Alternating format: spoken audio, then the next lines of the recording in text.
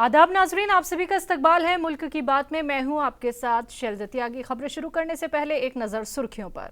वजीर आजम नरेंद्र मोदी ने राज्यसभा में कांग्रेस पर साधा निशाना, कहा 60 सालों में दिए गड्ढे ही गड्ढे। अपोजिशन ने मोदी अडानी भाई भाई के नारे लगाए। युवा कांग्रेस का दिल्ली में एहतजाजी मुजाहिरा, नोटों की पेटियों के साथ मरकजी सरकार के खिलाफ की नारेबाजी। अडानी मामले पर जेपीसी बनाने की मांग।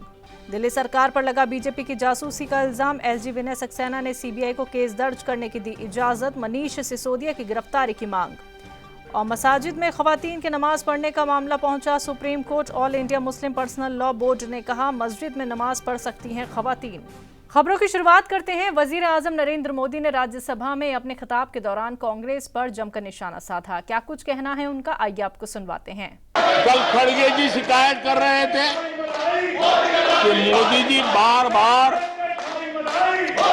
मेरे चुनावी क्षेत्र में आते हैं।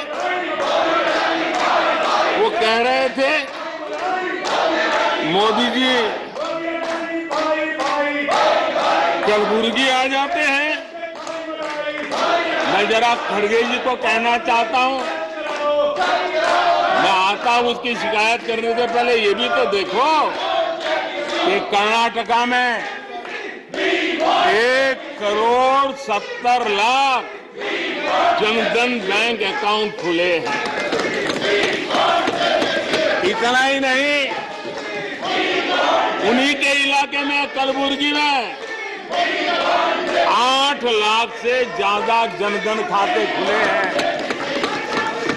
अब सभापति जी बताइए, इतने बैंक के खाते खुल जाए, इतना एम्पावरमेंट हो जाए, लोग इतने जागरूक हो जाए और किसी का इतने सालों के बाद खाता बंद हो जाए तो उनकी पीड़ा मैं समझ सकता हूं। और बार बार उनका दर्द झलकता है और मैं तो हैरान हूं। कभी कभी यहां तक कह देते हैं एक दलित को हरा दिया। अरे भाई, उसी इलाके की जनता जनार्दन है, उसने दूसरे दलित को जीता दिया।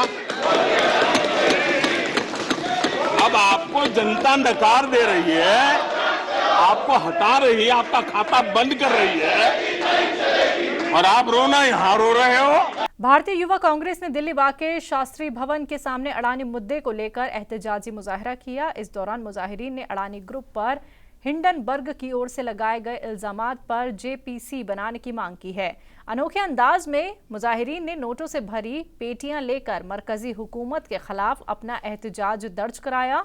युवा कांग्रेस के कौमी सदर श्रीनिवास बीवी ने कहा कि मोदी सरकार अडानी ग्रुप को लगातार फायदा पहुंचा रही है। दिल्ली की आम आदमी पार्टी सरकार पर बीजेपी की जासूसी करने का इल्जाम लगा है। इस मामले में दिल्ली के एलजी विनय सक्सेना ने सीबीआई को डिप्टी सीएम मनीष सिसोदिया के खिलाफ प्रिवेंशन ऑफ करप्शन एक्ट के तहत केस दर्ज करने की इजाजत दी है। सिसोदिया के साथ ही 6 दीगर लोगों के खिलाफ भी केस दर्ज होगा, जिसमें एक आईएएस अफसर भी शामिल है। इल्जाम है कि आम आदमी पार्टी की सरकार ने 2015 में सत्ता में आने के बाद विजिलेंस डिपार्टमेंट के तहत एक फीडबैक यूनिट बनाई थी, जिसका इस्तेमाल सियासी मुखालिफिन की जासूसी के लिए किया गया। एक रिपोर्ट के मुताबिक सीबीआई ने 12 जनवरी को इस मुतालिक एक रिपोर्ट सौंपी थी और केस दर्ज करने के लिए एलजी से मंजूरी मांगी थी। एलजी दफ्तर के अफसरान के मुताबिक सीबीआई की शुरुआती जांच में ये मामला सामने आया और फीडबैक यूनिट का इस्तेमाल नेताओं की जासूसी के लिए किया गया है, ये बात सामने आई। वहीं इस मामले पर दिल्ली बीजेपी ने आम आदमी पार्टी के खिलाफ एहतजाजी मुजाहिरा किया। बीजेपी के कई बड़े नेता हाथों में दूरबीन लेकर आईटीओ से दिल्ली सचिवालय तक मुजाहिरा करते नजर आए। इसमें दिल्ली बीजेपी के कार्यकारी सदर वीरेंद्र सचदेवा और विधानसभा में अपोजिशन लीडर रामवीर सिंह बिधूड़ी भी शामिल थे। बीजेपी का इल्जाम है कि विजिलेंस डिपार्टमेंट के तहत इस यूनिट की तश्कील विरोधी पार्टी के नेताओं पर नजर रखने के लिए की गई। बीजेपी ने कहा कि फीडबैक यूनिट की तश्कील के वक्त 1 करोड़ रुपए दिए गए। इस फंड का नाम सीक्रेट सर्विस फंड रखा गया। एफबीयू का हेड भी पैरामिलिट्री फोर्स से रिटायर्ड अफसर को बनाया गया था। बीजेपी अब मांग कर रही है कि इस पर जो खर्च किया गया उसकी रिकवरी भी मनीष सिसोदिया से की जाए। All India Muslim personal law board ने सुप्रीम कोर्ट में एक बड़ा बयान दिया है। All India Muslim personal law board का कहना है कि खवातीन को मस्जिद के अंदर एंट्री कर नमाज अदा करने की इजाजत है। बोर्ड ने कहा कि मुस्लिम खातून नमाज अदा करने के लिए वास्ते मस्जिद में दाखिल होने के लिए आज़ाद हैं, बशर्ते वो मर्द नमाजियों के साथ ना बैठे। ये खवातीन पर है कि वो मस्जिद में नमाज अदा करने के लिए अपने हक का इस्तेमाल करना चाहती हैं या नहीं। AIMPLB ने कोर्ट में एक हलफनामा दाखिल कर ये जानकारी दी। ये एफिडेविट मुस्लिम खवातीन के मस्जिद में जाकर नमाज अदा करने से मुताल्लिक एक अर्जी को लेकर दाखिल किया गया है। दाखिल अर्जी में कहा गया था कि भारत में खवातीन को मस्जिदों में नमाज अदा करने की इजाज़त नहीं है, जो गैर कानूनी और गैर आईनी है। लखनऊ में मुस्लिम मजहबी रहनुमा मौलाना खालिद रशीद फरंगी महली का मस्जिद में खवातीन की नमाज पढ़ने पर बड़ा बयान सामने आया है। आइए आपको सुनवाते हैं। मज़हब इस्लाम में ख़वातीन को, औरतों को मस्जिद में नमाज पढ़ने से मना नहीं किया गया है, बल्कि बहुत सी मसाजिद में ऑलरेडी औरतें नमाज पढ़ती हैं। और पूरी दुनिया में आप देख लें कि अक्सर मस्जिदों में औरतें नमाज पढ़ने जाती हैं और अपने मुल्क में भी इस पर किसी किस्म की कोई रोक नहीं है। और हमारे यहाँ ईदगाह लखनऊ में जो जामा मस्जिद है, वहाँ जुमे की नमाज में भी बाकायदा औरतें बाजमात नमाज अदा करती हैं। और ईद और बकरीद के मौके पर भी ईदगाह लखनऊ में ख़वातीन नमाज पढ़ने आती हैं।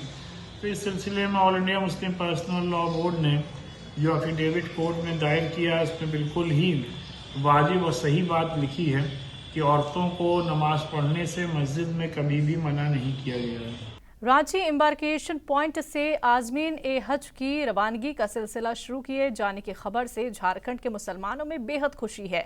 वाज़ेह रहे कि मरकजी हज कमेटी के हालिया सर्कुलर में रांची एम्बार्केशन पॉइंट को फिर से बहाल किया गया है। पिछले साल रांची के बजाय कोलकाता से रवानगी के हुक्मनामे से लोगों को काफ़ी मुश्किलों का सामना करना पड़ा था।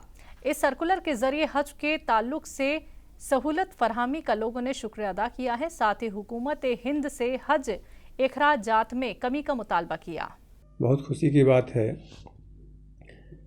कि सेंट्रल हज कमेटी ने ये जो है सर्कुलर जारी किया और सभी के लिए जो सोचा, इसके लिए शुक्रिया अदा करते हैं पहले। और हमारे रांची से जो ये सेंट्रल हज कमेटी ने जो फैसला किया कि यहाँ से लोग हज यात्री लोग जा सकते हैं सीधे जद्दा के लिए, तो मैं इसके लिए शुक्रिया अदा करता हूँ। लोग चाह रहे थे कि भाई हम लोग हज करें और नहीं हज कर पा रहे थे 70+ वाले, तो इस बात के लिए कि बहुत खुशी है। सेंट्रल गवर्नमेंट से ये कहना चाहते हैं कि इस पर ध्यान दिया जाए। बहुत ज़्यादा है, एक आदमी के लिए उम्रे के लिए जो है करीबन 1 लाख रुपये खर्च आती है और यही हज में जो है करीबन 4 लाख रुपये खर्च आती है। तो घर से अगर 2 आदमी जाना चाह रहा है तो लोगों को जो है 8 लाख रुपया का जो है इंतज़ाम करना पड़ता है। और गरीब लोग भी चाहते हैं कि अपना ज़मीन वगैरह बेच कर भी जाएँ, तो भी जो है दिक्कत होती है। एक साथ में जो है 4 लाख 8 लाख इंतज़ाम करके जाना, हस्बैंड वाइफ अगर है तो चाह कर भी नहीं जा पाते थे। तो इस पर थोड़ा ध्यान दिया जाए, खर्च में कमी किया जाए ताकि लोगों को राहत मिले जाने में। आपने और इसे कुदर देखा हम लोगों ने, इससे काफ़ी लोगों को काफ़ी आराम होगा, क्योंकि यहाँ से जाने वाले की तादाद तो कम थी, छोड़ने वाले की तादाद बहुत ज़्यादा थी। तो छोड़ने वाले का जो ख़र्चा था वो घट गया। और ये जो जिन लोगों ने ये एफ़र्ट लगाया उन लोगों को दिल से शुक्रिया, और पूरे झारखंड के मुसलमानों की तरफ से शुक्रिया।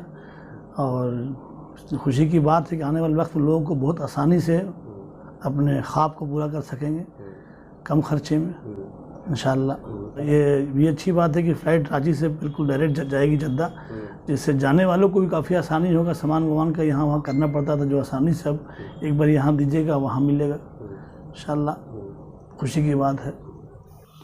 इंशाअल्लाह इस पर भी कोशिश की जा सकती है। ख़र्चा तो है ही, दुनिया की महंगाई के सामने हज का भी खर्चा महंगा हुआ है।